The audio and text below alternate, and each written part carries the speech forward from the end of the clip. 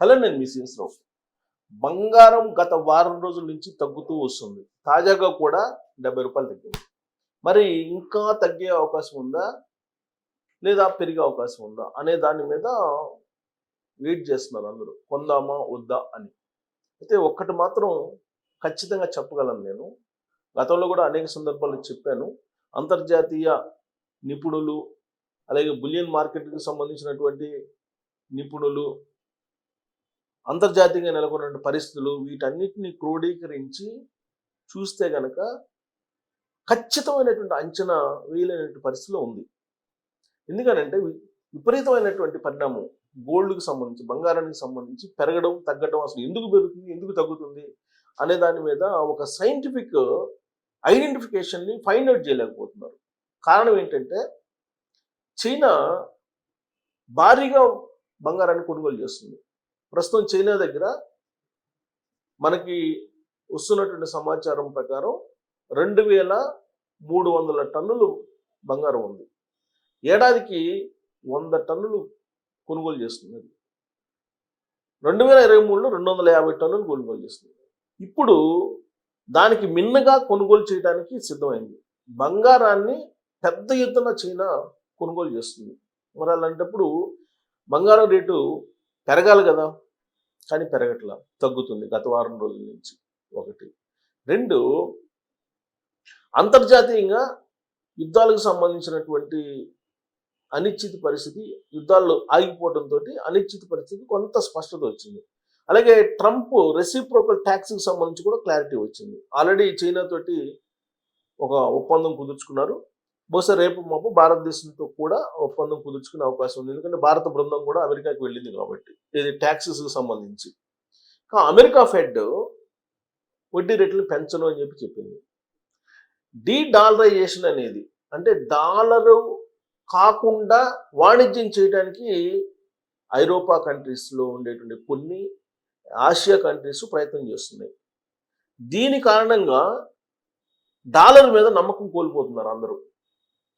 బంగారం మీద పెట్టుబడి పెట్టడానికి వస్తున్నారు. మరి బంగారం రేటు పెరగాలి కదా, కానీ తగ్గింది. ఇంకొకటి ఏంటంటే, ఇప్పుడు తాజా పరిణామం ఏంటంటే, బీమా కంపెనీలు, ఈ బీమా కంపెనీలు వాటి పెట్టుబడిని బంగారం మీద పెట్టడానికి అనుమతి కోరుతూ ఒక నివేదికనిచ్చింది. ఒకవేళ అదే కనుక ఓకే అయితే బీమా కంపెనీలు కూడా బంగారం ఈక్విటీల మీదనో, బంగారం ఈటీఎఫ్ల మీదనో, లేకపోతే బంగారం మీదనో పెట్టే అవకాశం ఉంది. దానికి కారణం ఏంటంటే, బీమా కంపెనీలు పెట్టుబడి పెట్టేటువంటి ఈక్విటీల మీద కానీ, లేదంటే ఇతరతర షేర్ల మీద కానీ 5 to 8% ప్రాఫిట్స్ వస్తున్నాయి అని చెప్పి.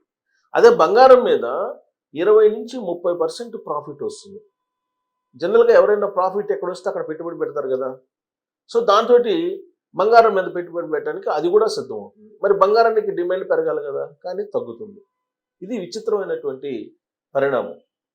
యాక్చువల్గా అంతర్జాతీయంగా యుద్ధాలు, రాజకీయాలు, రెసిప్రోకల్ ట్యాక్సెస్, ఇవన్నీ విషయంలో కొంత స్పష్టత వచ్చేసింది. కానీ బంగారం రేట్ అయితే గత వారం నుండి తగ్గుతుంది. బట్ చైనా మాత్రం భారీగా కొనుగోలు చేస్తుంది. ఇప్పుడు భారతదేశం దగ్గర 888, సుమారుగా 88 టన్నులు బంగారం ఉంది. చైనా దగ్గర 2300 టన్నులు బంగారం ఉంది చైనా దగ్గర. ఎందుకు? డాలర్ మీద డిపెండ్ కాకూడదని చెప్పి చైనా నిర్ధారించుకుంది. అందుకే బంగారం మీద పెట్టుబడులు పెడుతుంది. మినిమం గ్యారంటీ పెట్టుబడి ఏంటంటే బంగారం మీద. అందుకే దేశాలు కానీ, లేదా పౌరులు కానీ, ఈ ఇన్వెస్టర్స్ ఎవరైతే ఉన్నారో వాళ్ళు బంగారం మీద పెట్టుబడి పెట్టడానికి దాన్ని ఒక భద్రమైనటువంటి, సురక్షితమైనటువంటి పెట్టుబడిగా భావిస్తూ ఉంటారు. అందుకే దాని మీద పెట్టుబడి పెట్టడానికి సిద్ధమవుతుంది. ఈవెన్ బీమా కంపెనీలు కూడా ఇప్పుడు అటువైపు మొగ్గు చూపుతున్నాయి. అయితే రూపీ వాల్యూ మరింత బలహీన పడకుండా కొంచెం స్థిరంగా ఉంది. డాలర్ వాల్యూ బలపడకుండా తగ్గేటువంటి అవకాశాలు ఉన్నాయి. అది తగ్గినప్పుడు బంగారం రేటు ఆటోమేటిక్గా తగ్గుతుంది. సో డాలర్ మీద నమ్మకం లేదు. అందుకే డాలర్ వైపు వెళ్లకుండా బంగారం వైపు ఎక్కువ వస్తున్నారు. ఇప్పుడు ప్రపంచవ్యాప్తంగా ఒక క్లారిటీ వచ్చింది కాబట్టి కొంతమంది ఇన్వెస్టర్స్ బంగారం నుంచి బయటికి వెళ్తున్నారు. సో కాబట్టి ఆ ఎఫెక్ట్ కారణంగా కూడా బంగారం రేటు తగ్గుతుందేమో అనిపిస్తుంది. ఒకటి, బంగారం రేటు ఇప్పుడు తగ్గుతూ ఉంది కదా, ఇంకా పడిపోయే అవకాశం ఉందంటే ఉంది. ఎప్పుడుందంటే బహిరంగ మార్కెట్లో చైనా గనక తన నిల్వలు చేసినటువంటి బంగారాన్ని గనక అమ్మకానికి పెడితే డెఫినెట్గా బంగారం రేటు భారీగా తగ్గే అవకాశం ఉంది. కానీ ఇప్పుడు చైనా భారీగా కొనుగోలు చేస్తుంది. దాని యొక్క వ్యూహాన్ని బట్టి అంతర్జాతీయంగా బంగారం ధరలు ఆధారపడి ఉన్నాయి. ప్రస్తుతం అక్కడైతే నిరుద్యోగం పెరిగిపోతుంది, ద్రవ్యోల్బణం కంట్రోల్ తప్పుతుంది. చైనాలో ఆర్థిక వ్యవస్థని పటిష్టం చేసుకునేటువంటి పనిలో బంగారాన్ని భారీగా కొనుగోలు చేస్తున్నారు. కానీ భారీగా కొనుగోలు చేస్తున్న దాని వెనక వ్యూహం ఉంది. బంగారం బాగా కొనుగోలు చేసిన తర్వాత దాన్ని హైప్ క్రియేట్ చేసి బహిరంగ మార్కెట్లో అమ్మే అవకాశం ఉంది. అప్పుడు తగ్గుతుంది, అప్పుడు తగ్గేటువంటి అవకాశం ఉంది. అంతర్జాతీయంగా రియల్ ఎస్టేట్ కూడా బాగలేదు అక్కడ చైనాలో. దాంతో బంగారాన్ని కొనుగోలు చేస్తుందా, ఆ యువాన్ని స్టడీ చేసుకునేదానికి, లేదా డాలర్ తోటి యువాన్ని బలపరచడానికి అనేది రకరకాలుగా వినిపిస్తుంది. సో బంగారం రేట్ అయితే గత వారం రోజుల నుంచి తగ్గుతుంది. ఇంకా తగ్గే అవకాశం ఉందంటే ఒకే ఒక ఆప్షన్, చైనా కనుక బహిరంగ మార్కెట్లో తన దగ్గర నిల్వ ఉన్నటువంటి బంగారాన్ని కనుక అమ్మకానికి పెడితే అప్పుడు భారీగా తగ్గేటువంటి అవకాశం ఉంది. సో దీని మీద కొన్ని న్యూస్ పోర్టల్స్లో న్యూస్ వస్తుంది, రకరకాలుగా వస్తున్నాయి. దాన్ని నేను వినిపిస్తాను. దానికంటే ముందు వల్ల గోల్డ్ రేట్ ఎంత ఉందో చూద్దాం. సో హైదరాబాద్లో గత వారం రోజుల నుంచి మనం చూస్తే చూడండి, ఇక్కడ చూడండి రెడ్ మార్క్ ఉంది. 23వ తారీఖు నుంచి తగ్గుతూనే వస్తుంది, ఎక్కడ పెరగల. చూడండి ఎక్కడ పెరగల. ఇవాళ కూడా 60 రూపాయలు తగ్గింది. ఏది 24 క్యారెట్ల బంగారం, 22 క్యారెట్ల బంగారం 55 రూపాయలు గ్రాముకి తగ్గింది. అంటే 10 గ్రాములకి 550 రూపాయలు. సో ఇప్పుడు 60 రూపాయలు తగ్గింది ఇవాళ. నిన్న 93 రూపాయలు తగ్గింది నిన్న. అంతకుముందు రోజు ఏం తగ్గలేదు. జూన్ 25వ తారీఖున 27 రూపాయలు తగ్గింది. ఇది 24 క్యారెట్ల మీద నేను చెప్పేది. జూన్ 23వ తారీఖున 6 రూపాయలు తగ్గింది. సో జూన్ 23వ తారీఖు నుంచి ఇప్పటి వరకు కూడా తగ్గుతూనే వస్తుంది బంగారం దీని ప్రకారం. సో ఇవాళ రేట్ ఎంత ఉంది, ఇవాళ అఫీషియల్ రేట్ ఎంత ఉంది చూద్దాం. సో బంగారం జూన్ 24 క్యారెట్ల బంగారం 9,742 రూపాయలు ఉంది. 22 క్యారెట్లు 8,930 రూపాయలు ఉంది. 18 క్యారెట్ల బంగారం 7,307 రూపాయలు ఉంది. ఇది గ్రాముల లెక్క. ఇక బంగారాన్ని మనం ఇక్కడ చూడండి, ఈ న్యూస్ చూద్దాం. ఇదేంటి, ఇది చాలా ఇంపార్టెంట్. ఇది కనుక జరిగితే బంగారం రేటు పెరిగే అవకాశం ఉంది, ఇంకా మరింత పెరిగే అవకాశం ఉంది. ఎందుకంటే బంగారం ఈటీఎఫ్లో యులిప్స్ పెట్టుబడులు. ఏంటి యులిప్స్ అంటే ఏంటంటే, ఇదిగో పసిడిదారుల జోరు జీవిత బీమా సంస్థలను విశేషంగా ఆకర్షిస్తుంది. బంగారం ధర గత 5 ఏళ్లలో ఏకంగా 20 రెట్లు పెరిగింది. గత ఏడాది కాలంగా చూసిన బంగారం ఈక్విటీ ట్రేడెడ్ ఫండ్స్, ఈటీఎఫ్ అంటే ఈక్విటీ ట్రేడెడ్ ఫండ్స్ లోను మదుపరులు సగటున 30% రాబడులు కళ్ళజూశారు. దీంతో తమ యూనిట్ లింక్డ్ ఇన్సూరెన్స్ పథకాలు, యులిప్స్ యూనిట్ లింక్డ్ ఇన్సూరెన్స్ పథకాలు అంటే బీమా పెట్టుబడుల్లో కనీసం 3 నుంచి 5% అయిన గోల్డ్ ఈటీఎఫ్లో పెట్టుబడులు పెట్టేందుకు అనుమతించాలని భారతీయ బీమా నియంత్రణ అభివృద్ధి మండలిను కోరాయి. సో దీన్ని కోరాయి, భారతీయ బీమా నియంత్రణ అభివృద్ధి మండలిని కోరాయి. ఏంటి, మేము పెట్టుబడులు ఇక్కడ పెడతాం, ఈటీఎఫ్లో పెట్టుబడులు పెడతాము అని చెప్పి కోరాడు.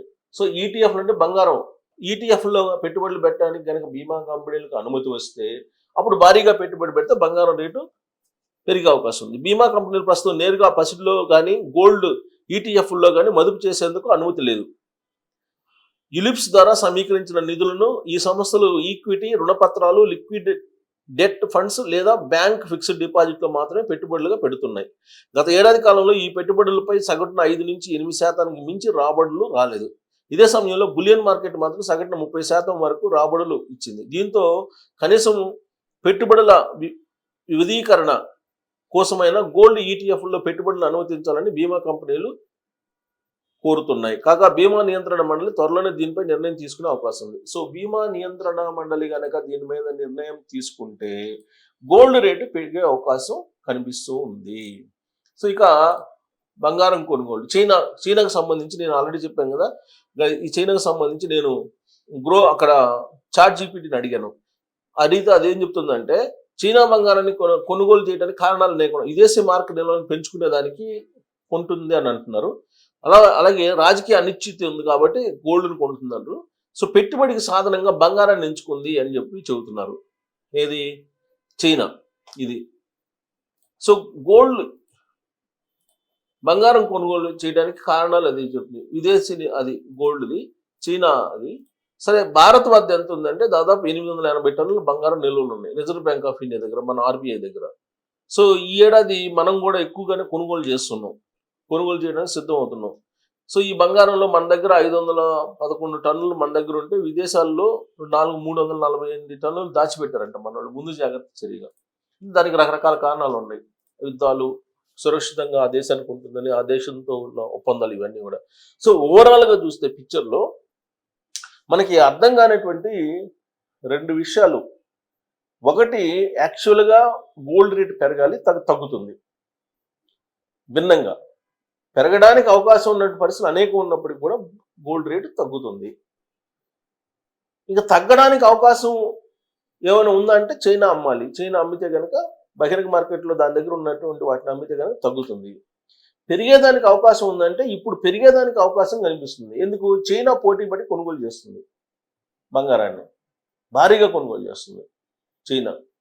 రెండో వైపు బీమా కంపెనీలు బీమా నియంత్రణ మండలి నుంచి అనుమతి తీసుకొని బంగారుకు సంబంధించినటువంటి బాండ్స్ని కొనుగోలు చేయాలనేటువంటి ప్రయత్నం చేస్తూ ఉన్నాయి. ఇది కనుక జరిగితే బంగారానికి మరింత డిమాండ్ ఏర్పడే అవకాశం ఉంది. డిమాండ్ పెరిగినప్పుడు ఆటోమేటిక్గా బంగారం ధర పెరుగుతుంది. కాకపోతే ఈ బీమా నియంత్రణ మండలి కనుక అనుమతి ఇవ్వకపోతే ఈటీఎఫ్లో కానీ బంగారం బాండ్స్లో కానీ పెట్టుబడులు పెరగవు. పెట్టుబడులు పెరిగినప్పుడు దానికి డిమాండ్ లేనప్పుడు ఆటోమేటిక్గా తగ్గిపోతుంది. ఇది డిమాండ్ తగ్గుతుంది కాబట్టి బంగారం రేటు కూడా తగ్గుతుంది. అలాగే చైనా తీసుకునే నిర్ణయం మీద కూడా ఆధారపడింది. సో ఈ కారణాలు ఇప్పుడు నేను చెప్పిన ఈ 2 కనుక కొన్ని అనుకున్నట్టు జరిగితే బంగారం రేటు తగ్గే అవకాశం ఉంది, లేదా పెరిగే అవకాశం కూడా ఉంది. సో కాబట్టి బంగారం రేటు తగ్గుతుందా పెరుగుతుందా అనేది అంచనా వేయటం అనేది ఇప్పుడు అంతర్జాతీయంగా ఉండేటువంటి నిపుణులకు కూడా అర్థం కానిటువంటి సిచ్యువేషన్ ఉంది. అసలు ఎందుకు పెరుగుతుంది, ఎందుకు తగ్గుతుంది అనేది. కాకపోతే స్టాక్ మార్కెట్లో మిగతా పెట్టుబడులకు సంబంధించి ఒక క్లారిటీ వస్తున్నటువంటి క్రమంలో ఈ బంగారం కొనుగోలు దగ్గర నుంచి కనుక డైవర్ట్ అయితే ఇతరత్ర స్టాక్స్కి, ఇన్వెస్ట్మెంట్స్కి కనుక వెళ్తే అప్పుడు బంగారం తగ్గేటువంటి అవకాశం కూడా లేకపోలేదు. యాజ్ ఆఫ్ నౌ చైనా మాత్రం పోటీపడి కొనుగోలు చేస్తుంది కాబట్టి బంగారం భారీగా తగ్గే అవకాశం లేదు.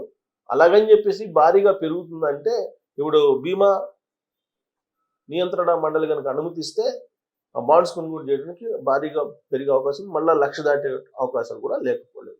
మరి దీన్ని విన్న తర్వాత మీకేం అనిపిస్తుంది అనేది మీరు ట్రోల్ చేయొచ్చు. Thank you.